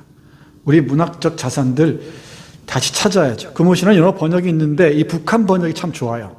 이 금오신화의 스노라, 이 보리에서 나온 이 책은 북한에서 번역한 것을 우리 맞춤법에 맞게 다 수정한 겁니다. 이 보리의 결의고전 그 시리즈 있죠. 이 시리즈는 참 좋습니다. 좋은 이유가 뭐냐면은 식민지 시대 때 최고의 한학자들, 고전학자들이 다 월북했었거든. 그 사람들에게 배운 후예들 또는 그 사람 직접 번역한 것들이에요. 번역 수준이 좋고요. 우리 고유어가 생생하게 살아 있습니다. 이런 아우라라는 책을 보면서 이런 것까지 참조하시면 좋을 것 같습니다. 이거 말고도 뭐 볼 게 참 많습니다만은 이제 빠르게 갈 수 있을 것 같습니다. 초록빛 청춘 생명인데 앞에서 그 아우라의 표지를 보면서 검은색과 초록 그 사이에 빛을 얘기했었죠. 이 초록 고딕을 상징하는 그 건축적 배치랄까 그 색채를 검은색으로 한다면은 여기에 생명력을 상징하는 것처럼 보이는 게 녹색이죠. 녹색입니다. 그럼 초록색이란 무엇인가? 청춘인가 생명인가 이 얘기인데 이런 문장들 보세요. 촛불의 눈이 뭘까 싶어 너는 몇 발자국 움직여. 소녀는 눈을 감은 채 두 손을 허벅지 위에 포개에 얹고 있어. 그녀는 널 쳐다보지도 않아. 방 안의 불빛이 두렵기라도 한 듯. 그녀는 조금씩 눈을 뜨기 시작해. 드디어 그녀의 두 눈을 들여다볼 수 있는데 그 안에서 너는 거품을 일으키며 파도치다 이내 잠잠해지곤 다시 파도를 일으키는 초록빛 바다를 발견해. 그 눈방울들을 바라보며 넌 꿈이 아니라고 다독여. 여태까지 보아온 그리고 앞으로도 볼 수 있는 그저 아름다운 초록빛 눈일 뿐이라고 말이야. 그런데도 끊임없이 출렁이며 변화하는 이 눈은 오직 너만이 알아볼 수 있고 열망하는 그 어떤 풍경을 제공할 것이라는 확신이 들기 시작했어. 열망하는 그 어떤 풍경. 욕망의 풍경일까요? 어떻게 이런 어둠침침한 곳에서 살까라고 회의하고 있을 때 딱 눈에 들어온 게 이 아우라였던 거죠. 이 빛이었습니다. 그리고 나서 이 아우라를 보고 난 다음에 그래요, 당신과 함께 살겠어요 라고 얘기하죠. 여기에 파우스트에서 그 학생에게 이 메피스토펠레스가 얘기하는 유명한 말이 있죠. 여보게 모든 이론은 잿빛이고 생명의 황금 나오는 영혼이 푸르다네. 그러니까 죽음에 직면한 사람들에게 특히 이 파우스트처럼 지식의 숲에서 못 빠져나오죠. 숲도 아니죠. 그 지식의 서지에서 못 벗어나온 자에게 푸른 생명, 청춘이죠. 그래서 이 악마로 얘기하자면 메피스토펠레스는 양가적이에요. 우리 안에 있는 악마적인 힘, 그리고 억압된 무엇인가를 끌어내는 존재이기도 하죠. 이 메피스토펠레스와 그 유명한 거래를 하죠. 이 순간이 멈춰라 라고 말하는 순간 모든 걸 너에게 뭐 주겠다는 거래를 합니다. 영혼의 거래를 합니다. 이 생명을 얻기 위해서였죠. 그 대가로 처음 파우스트가 모험을 떠나는 게 사랑의 모험이었죠. 이 그레텐이라는 시골 소녀하고 사랑에 빠집니다. 그리고 결투가 아니죠. 싸우다가 그레텐은 오빠를 죽이고요. 엄마도 죽죠. 엄마 몰래 사랑을 나누려다가 어떤 약물을 타는데 죽습니다. 그러다가 아이를 갖고요. 그레텐이. 그러다가 정신병원에 수용되죠. 이 생명의 황금나무처럼 보입니다. 이게 다 죽어가는 콘수엘로와 새롭게 태어나는 녹색, 초록의 이 아우라를 한번 이게 마주놓고 보시면 될 것 같습니다. 죽어가는 순간에 이 파우스트가 만난 그레텐이라는 그 소녀를 떠올려 좋을 것 같네요. 그러니까 어떤 걸 택할래? 생명이냐? 아니면 네가 그렇게 추구하는 아무것도 생성하지 못하는 잿빛 이론이냐? 이 나이가 든 우리 파우스트가 이 거래에 응합니다. 그 장면이 딱 떠올렸어요. 그래요, 당신들과 함께 살겠어요. 그래, 메피스토펠레스, 네 말 듣기로 하지. 이 얘기입니다. 이런 파우스트적인 요소들이 그대로 보입니다. 물론 카를로스 푸엔테스는 파우스트를 언급하고 있지는 않아요. 자신의 글에서는 제가 보기엔 그렇다는 얘기입니다. 재밌습니다. 이 초록빛 색채가 갖는 의미가 무엇인지 주목했으면 좋겠습니다. 그 다음, 거울 속에 갇힌 아우라, 희생제의의 대리인인데, 이 부분도 정말 다양한 해석이 가능할 것 같습니다. 섬찟한 장면이죠. 이 거울 속에 갇힌 아우라를 이제 구해주고 싶단 말이에요. 왜 이렇게 희생만 당하고 있느냐 이렇게 얘기하잖아요. 그러니까 아우라가 대답하죠. 내가 희생당하는 게 아니고 이모가, 콘수엘로가 나를 위해서 희생하고 있다 그러죠. 이게 무엇인가? 이 희생제의가 의미하는 바는 무엇인가? 그러니까 여기서 이 피범벅에 대해서 어떤 짐승을, 동물을 잡고 있죠. 잡고 있는 희생은 무엇을 위한 희생이겠어요? 젊음을 되찾기 위한 희생이겠지.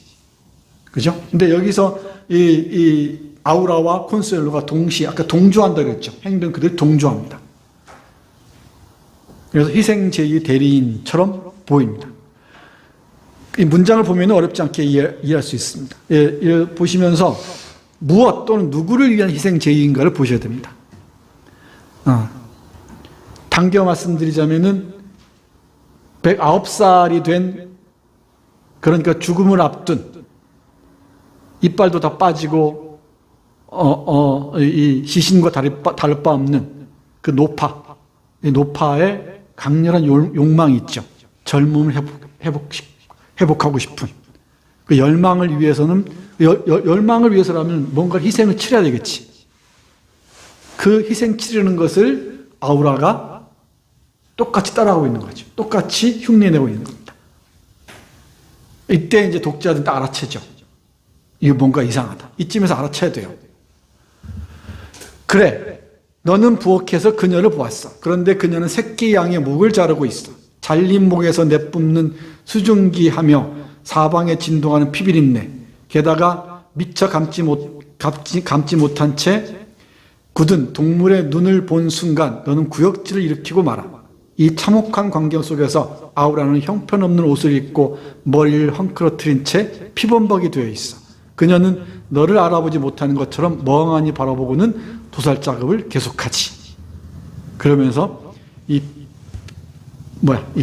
철갑이 된 표정으로 뒤를 딱 노려다보는 전설의 고향의 한 장면 떠올려 보십시오. 근데 이쯤 오면은 뭔가 문제가 있구나. 나는 알아채는 거죠. 바로 그 다음 문장입니다. 너는 등을 돌려 부엌에서 나와 이번엔 제대로 한번 노파에게 이야기하려 해. 면전에서 그녀의 탐욕과 혐오스러운 횡포에 대해 따져야 해. 그녀의 탐욕과 혐오스러운 횡포, 이걸 제어하기 위해서 뭔가를 따져야만 하는데, 이 탐욕과 혐오스러운 횡포를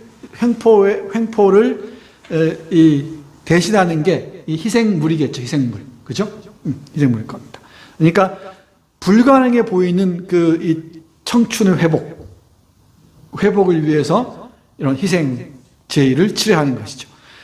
네가 문을 힘껏 밀어젖히고 보니 그녀는 빛의 장막 뒤에 서서 허공에 대고 무언가를 하고 있어. 허공에 팔을 뻗고 두 손을 움직이고 있어. 한 손은 오므렸다 폈다 하면서 뭔가를 잡고 있는 것 같고 다른 손은 주먹을 쥐고 계속 같은 곳을 치고 있어. 이윽고 노파는 가슴에 손을 모으더니 가슴 한숨을 쉬고는 허공에 대고 다시 무언가를 자르기 시작해. 그래, 이제 분명히 보이는 것 같지? 이번엔 무엇을 벗기고 있어. 마치 짐승의 가죽 같은 것을. 둘이 같은 행동을 하고 있는 겁니다. 콘수엘로가 곧 아우라였던 것이죠. 그러니까 이 콘수엘로가 자신의 그 젊음의 기운들을 빚어내고 싶었던 것이겠지. 초록빛 기운들을. 여기에 아까 거래를 떠올린다면은, 이 메피스토펠레스와 거래를 떠올린다면, 파우스트와 메피스토펠레스의 거래를 떠올리면은, 이 거래의 대가로 메피스토펠레스가 요구한 것은 영혼이었죠. 파우스트의 영혼이었죠. 근데 여기에서는 일단 희생 제물입니다. 내가 그 청춘을, 그 아우라를 존속시키는 대가로 내가 이 희생 제물을 올린다는 것이지. 근데 그건 아우라도 동시에 이 희생 제물을 치르는 행위로 보여줌으로써 공포를 배가하고 있습니다. 무섭죠? 안 무서워요? 천천히 읽어야 무섭지. 영원한 사랑 얘기입니다.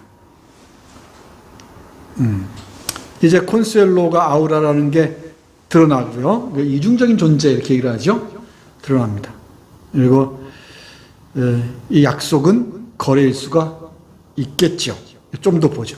영원한 사랑 가능할까? 언제까지고 저를 사랑할 거예요? 아우라가 묻습니다. 영원히, 아우라, 영원히 널 사랑할 거야. 영원이라고요? 내게 맹세할 수 있나요? 맹세하지. 내가 늙어도 미모를 잃어도 백발이 되어도 내 사랑 널 영원히 사랑할 거야. 펠리페, 내가 죽어도 영원히 날 사랑할 거예요? 정말 죽어도 날 사랑할 거예요? 얼마나 무서워요? 이제 우리는 일상적으로 쓸 때는 안 무서운데 실제로 이 아우라라는 작품이 현실로 들어오면 무시무시하죠. 영원히 항상 너에게 맹세하지. 그 어떤 것도 너와 날 갈라놓을 수 없어. 이리 와요, 펠리페. 이리 와요. 깨어나자마자 너는 아우라의 등을 찾아 더듬지만 만져지는 것은 아직 온기가 남은 베개와 내가 덮고 있던 하얀 시트뿐이야. 귀신을 어루만지고 있었던 걸까요? 이건 약속도 하나의 거래라고 볼 수 있죠. 그렇다면은 콘수엘로가 정말 높아, 그 추한, 마지막 장면을 보겠습니다만은 추한 모습이어도 사랑해야 되죠. 사랑해야 될 겁니다.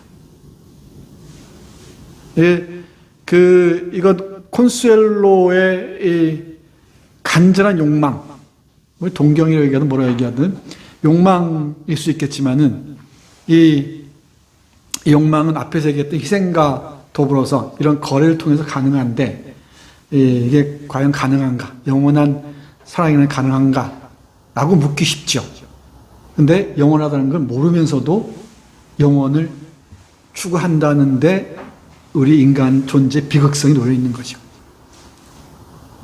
그 비극성에 대한 질문이 핵심인 것 같습니다. 이 고스트, 귀신물의 핵심이 이 인간의 그 비극성, 인간 존재의 비극성에 초점이 맞춰지는 것 같습니다. 50쪽 한번 잠깐 볼까요? 50쪽을 보시면은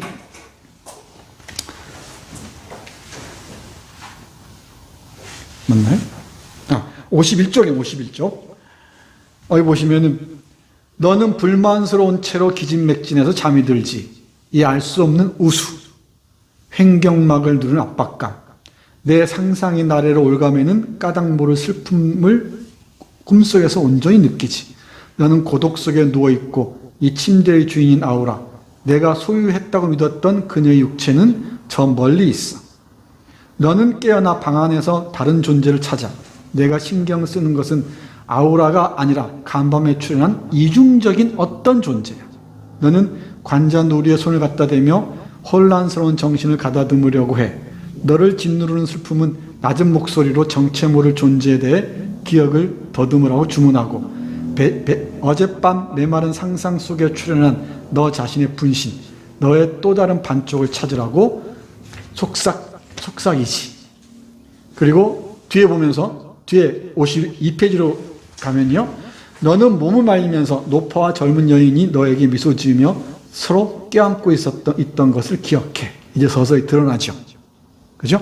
그러면서 그들은 마치 어느 한 사람이 다른 사람을 흉내내고 한 사람이 의지가 다른 사람에게 종속된 것처럼 서로 껴안고 동시에 미소 짓고 식사하고 말하고 함께 들어왔다가 나가. 아우라가 내게 바라는 것은 무엇일까? 그리고 그 옆으로 가면은 그녀를 좋아하냐고요? 그래, 왜 넌 그렇게도 희생하니? 아우라가 답합니다.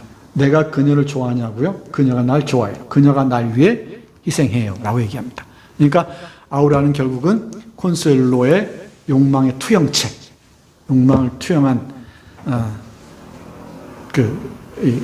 대리물이라는 것을 알 수가 있죠. 그러면 이제 여기에서 콘수엘로와 아우라가 이중적인 존재, 이 작품의 표현을 빌자면은 이중적인 존재라는 걸 알 수 있고, 그걸 아는 순간 사랑으로 소유했다고 생각했는데 그 이후에 남는 건 깊은 슬픔과 우울, 고독이죠. 그렇죠? 그 아는 것은 이 아우라, 생명과 죽음을 동시에 껴안고 있었다는 것이지. 그러니까 이 사랑이 생명과 죽음을 동시에 껴안는 행위라는 것은 많은 사람들이 얘기를 하죠. 그 마카브르 댄스 같은 걸 떠올리셔도 좋을 것 같습니다. 그러니까 죽음과의 춤, 이게 가장 깊고 슬프고 고독한 사랑이라고들 얘기를 합니다. 영원한 사랑에 찾는 사람들이 도달하는 지점, 깊은 슬픔과 우울과 고독일 수 있을 것 같습니다. 이 부분도 참 오래 갑니다. 그러면 이제 후반부로 가면 서서히 드러납니다. 비망록의 역할은 충분히 알 수가 있죠. 비망록을 통해서 비밀을 드러내는 거죠. 이제 콘수엘로와 요렌테 장군의 관계, 그리고 이제 결국은 이 요렌테 장군과 펠리페 몬테로가 같은 인물의 분신이었다는 것, 그걸 드러내는 거겠죠. 그래서 아우라는 콘수엘로와 이중적 존재고요. 그리고 겹치는 존재라는 뜻이죠. 펠리페와 요렌테는 겹치는 존재입니다. 그러니까 콘수엘로를 하나의 마녀로 본다면, 이 마녀는 주인 미슐레의 관점에서 본 마녀입니다. 다시 우리식으로 얘기하자면은 이 마녀의 욕망이라면은 욕망을 온전히 메피스토펠레스적으로 얘기하자면 욕망, 그 초록빛으로 돌려놓고 싶은 것이지. 젊음으로. 이건 다 우리의 욕망이기도 하죠. 근데 그게 비극이라는 걸 알면서도 또 우리는 그걸 되풀이합니다. 자, 비망록을 보는 중입니다. 그리고 마지막 페이지 뒤에는 인물 사진이 있어. 군복을 입은 노신사의 사진. 그 낡은 사진 한 구석에는 물랭, 포토그라프, 35, 블루바르, 이걸 각주 보면 하우스만이라는, 하우스만이 아니고 이거 오스망이에요, 오스망. 그 파리 가면 오스망대로라고 있죠. 그 오스만 계획, 파리 도시계획 아시잖아요. 이게 이 오스만입니다. 이 파리 얘기입니다, 파리 얘기. 이 하우스만 아닙니다. 큰일 나요. 오스만이라고 적혀 있고 1894년이라는 연도가 보이네. 그리고 아우라의 사진. 여러분은 어떻게 읽는지 모르겠는데 보이네, 한해 이런 것보다는 현재형으로 쓰는 것도 괜찮았을 것 같은데, 뒤에는 인물 사진이 있다. 연도가 보인다. 근데 이런 그 구어체 선엄한 의미를 쓴 이유는 직접 제시하거나 지시하는 그 느낌을 살리기 위해서 그랬던 것 같아요. 그죠? 우리식으로 얘기하자면 콘수엘로가 이 펠리페 몬테레오에게 지시하는 그 상황을 살리기 위해서 이런 구어 형식을 취한 것 같습니다. 그리고 아우라의 사진. 초록 눈과 살짝 곱슬곱슬한 검은 머리를 지켜 세운 그녀는 도리아 양식 기둥에 기대섰는데 그 기둥엔 라인강의 로렐라의 언덕 그림이 그려져 있네. 목까지 단추가 채워진 옷을 입고 한 손에는 손수건을 들고 패티코트를 입고 있어. 아우라라는 이름과 1876년이라는 연도가 흰 잉크로 적힌 이 음판 사진이 접힌 뒷면에는 이 연도도 이게 막 뒤섞여 있죠. 죽었던 사람이 살아나고 살았던 사람이 죽고 뭐 이런 식으로 뒤섞인 것 같습니다. 뒷면에는 February notre dixième anniversaire mariage를 했습니다. 결혼 10주년 결혼 10주년을 기념하여 이런 뜻입니다. 라고 콘수엘로 요렌테라는 서명과 같은 필체로 적혀 있어. 이번엔 아우라가 노인과 함께 찍은 사진을 보는데 외출복 차림으로 어느 정원 벤치에 둘이 앉아 있어. 이 사진은 지금 지워졌는데 아우라가 첫 번째 사진만큼 전혀 보이지는 않지만 그래도 그녀가 맞아. 그런데 그 노인은 말이지 바로 너야. 여기서 드러나죠. 사진을 가만 보니까 이 요렌테 장군은 펠리페였던 것이고, 그리고 아우라는 콘수엘로였던 겁니다. 그러니까 그 욕망이 빚어내는 환영, 또는 우리 식으로 얘기하면 홀로그램으로 얘기하면 그럴 수도 있겠죠. 이 사랑이라는 게 환상이니까, 그냥 환상을 그리는 것이니까. 뭐 젊은도 그럴 수 있겠죠. 그러니까 젊은 요렌테 장군과 젊은 자신이 다시 이 생명력을 되찾고 싶었던 것이겠죠. 이게 흑마술이죠, 일종의 마술입니다. 너는 이 사진들에서 눈을 떼지 않은 채 그것들을 채광청 쪽으로 들어올려 한 손으로 요렌테 장군의 흰 수염을 가리고선 거기에 검은 머리를 대입해 상상해. 너는 너 자신을 지우고 잃어버린 채 살아왔지. 하지만 바로 너란 말이야. 네가 바로 요렌테 장군을 반복하며 살아왔다는 얘기지.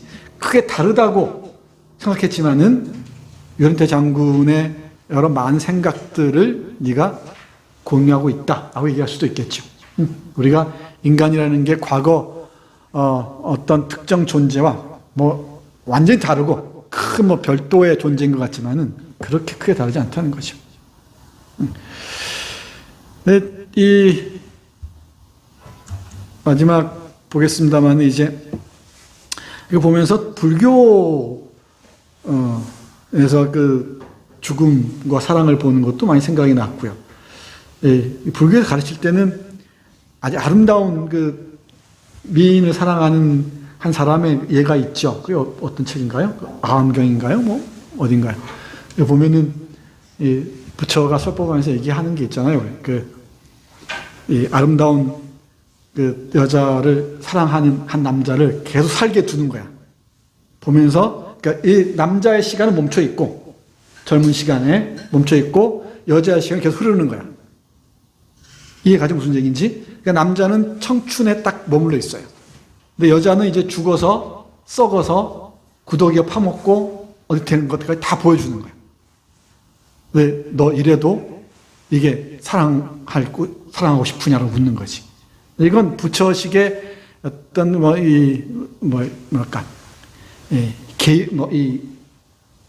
경계 같은 거죠. 부처가 이제 이 색을 탐하는 건 다 험한 일이다.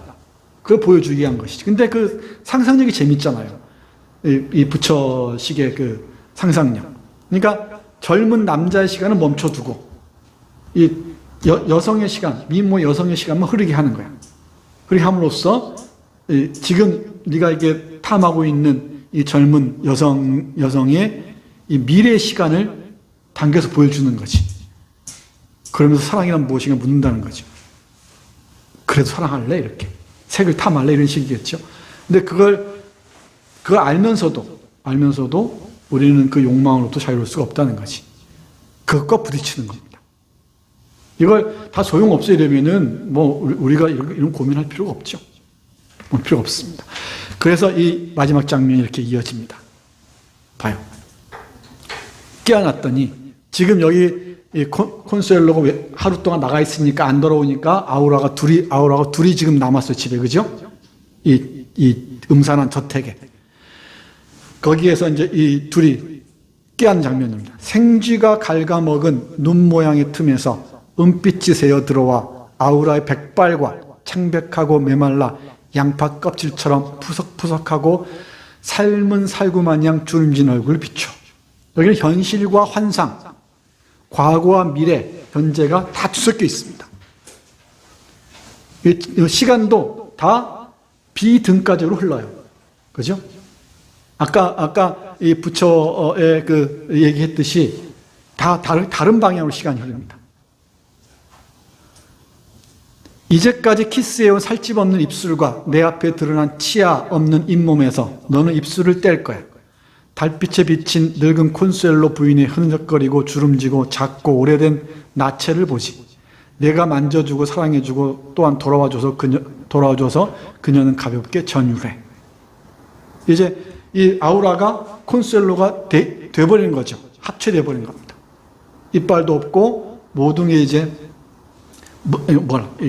흐느적거리는 그런 몸으로. 계속 보세요. 너는 눈을 뜬 채로 콘수엘로의 은빛 머리카락에 얼굴을 묻을 거야. 달이 구름에 가려 앞이 안 보이고 두 삶 역시 어둠 속에 가려 젊은 시절의 추억, 되살아나는 기억의 어느 순간으로 대기 중에 이끌려갈 때 그녀는 다시 너를 끌어안을 거야. 너는 눈을 뜬 채로 콘수엘로의 은빛 머리카락에 얼굴을 묻을 거야. 아우라에게 분명히 얼굴 묻었는데 달이 구름에 가려 앞이 안 보이고 두 삶 역시 어둠 속에 가려 젊은 시절의 추억, 되살아나는 기억의 어느 순간으로 대기 중이 끌려갈 때 그녀는 다시 너를 끌어안을 거야. 돌아올 거예요, 펠리페. 우리 함께 그녀를 데려와요. 내가 기운을 차리게 놔두세요. 그러면 그녀를 다시 돌아오게 할 거예요. 그녀가 돌아오면은 다시 아우라는 초록빛을 되찾을 수 있을까? 잠시 지금 콘수엘로 나가 있습니다. 나가 있는 순간에 아우라는 초록빛을 잃고 콘수엘로 모습이 돼버리죠. 근데 콘수엘로가 돌아오면은 다시 아우라는 초록빛, 청춘, 생명을 회복할 것인가? 또 그러기를 콘수엘로는 바라겠죠. 바라고 그게 계속 반복될 겁니다. 이건 콘수엘로가 아니어도 좋고 이제 다른 콘수엘로라는 우리 다른 이름을 가진 콘수엘로적인 존재들이 있겠죠. 그 사람들도 이런 자신의 청춘의 사랑들을 끊임없이 꿈꿀 겁니다. 또 나의 아우라, 우리의 아우라들을 이 욕망의 투영체를 만들어 놓고 어떤 새로운 사랑, 젊음의 생명을 향유하게 하고 싶겠죠.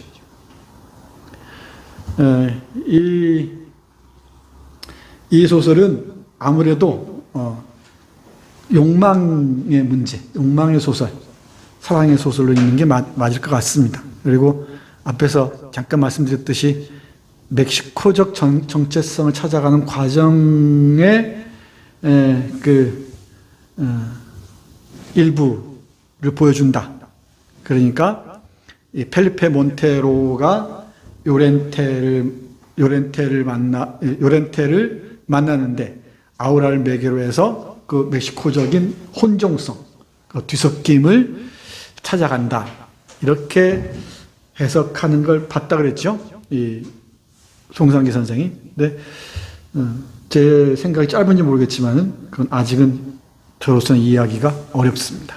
일단 여기에서는 그 막스밀리안 황제가 멕시코를 지배했다는 것, 그리고 이 막스밀리안 황제의 보좌관이 요렌테 장군이었다는 것, 프랑스적인 그 교양이 밑바탕에 있었다는 것 등등은 참조하되 이 아우라는 우리가 늘 꿈꾸는 내 젊은 시절에 보이지 않는 초상, 기운이죠. 영적인 기운의 결과물인 그 아우라와의 사랑 얘기를 읽으면 좋을 것 같습니다. 근데 나의 아우라도 있을 테고 어딘가에 이 소설식을 보자면은 또 다른 누군가의 아우라에게 빠질 수도 있겠죠. 그러니까 내가 만약에 어떤 사람하고 사랑에 빠진다 그러면은 그건 그 사람의 몸이 아니라 아우라일 수도 있겠죠. 예를 들면 여기에 나온 걸로 보자면은 알듯 모를 듯합니다. 여러분 상상에 맡기겠습니다. 네, 여기 마지막입니다. 깨베도입니다. 이 스페인의 아주 유명한 그 시인입니다. 여기에 불타는 얼음, 사랑의 소네트가 있는데요. 소네트 일부가 이 블로그에 있길래 제가 찾아왔습니다. 그 깨베도시 선집이 오래전에 혹시 민음사에서 나온 이데아 총서라는 거 기억합니까? 그 이데아 총서의 죽음 너머의 사랑이라는 책이 있었는데 그 깨베도시 시집인데 제가 갖고 있는 것 같긴 해요. 근데 못 찾았습니다만은 그게 안영옥 선생님이 번역했는데 그 보니까 저는 갖고 있지 않은데 새로 번역이 돼 나왔더라고요. 그걸 똑같은 사람이 번역해서 넣으셨습니다. 그건 다시 구입해서 보면 좀 더 깨베도를 자세하게 알 수 있을 것 같습니다. 여기 카를로스 푸엔테스가 뒤에 자신의 글, 나 자신을 읽고 쓰기에 관하여서 인용하고 있는 것과 비슷한 부분입니다.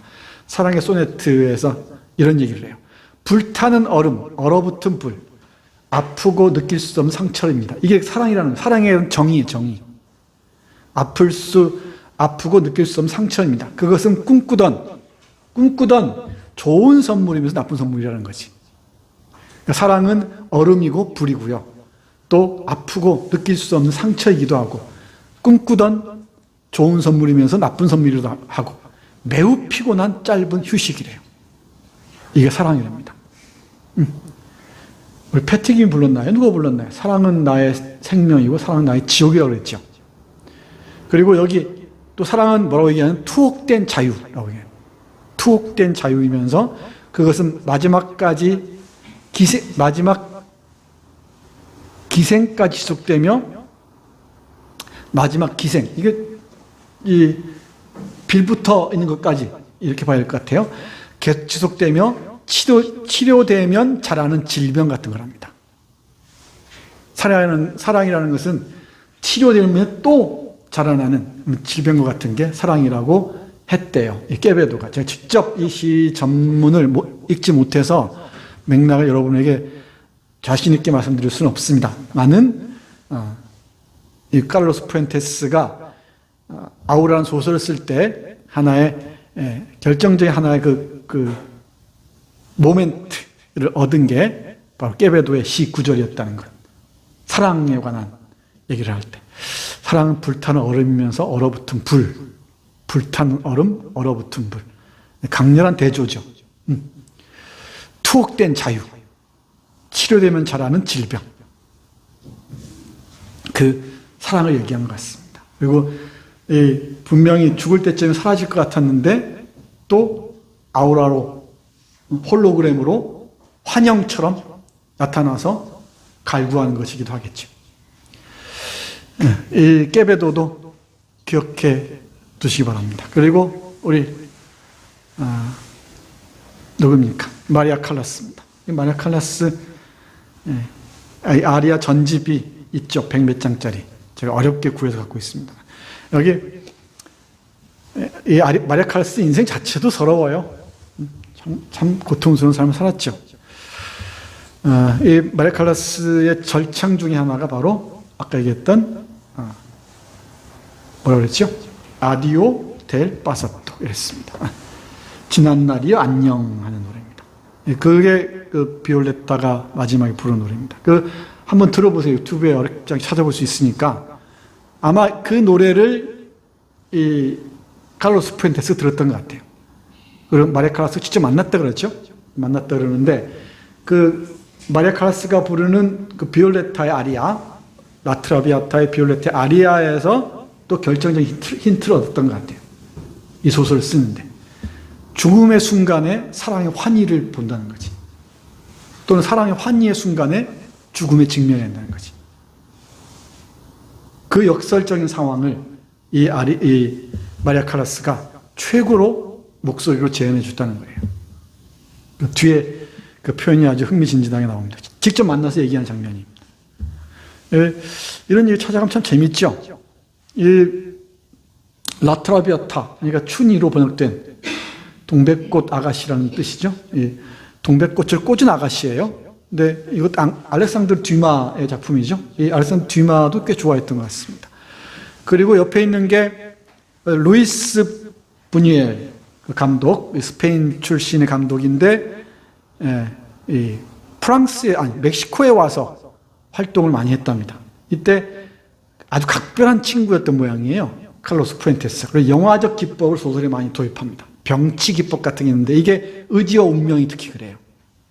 이 의지와 운명이 그렇습니다. 이 병치, 이 기법, 그리고 도시적인 이 모습들을 잘 그린다고 합니다. 절멸의 천사, 이 영화도 시네폭스에서 볼 수가 있습니다. 한번 찾아서 보시기 바랍니다. 그러면은 이 아우라란 소설이 어떤 이 태반에서 태어났는지, 우리 아비 없는 책 없다 그랬죠. 고아인 책이 어디 있겠는가 그랬습니다. 그 궤적들을 찾아갈 수가 있을 것 같습니다. 네, 온전히 설명이 됐는지 모르겠습니다. 제가 읽기에는 그렇습니다. 이제 이거 하나 참조 삼아서 여러분들 여러분 방식대로 여러분의 아우라를 떠올리면서 이 작품을 또 읽어보시기 바랍니다. 13번째 강의 아우라를 마지막으로 해서 중남미 소설숲 시즌 1 마치겠습니다. 수고하셨습니다.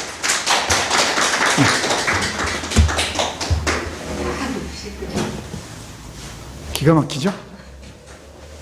네, 수고하셨습니다. 네. 혹시 뭐 질문 있으십니까? 네. 네네네. 질문이라기보다요, 선생님. 네. 제가 느낀 너와 나가 선생님하고 조금 달라서 네네.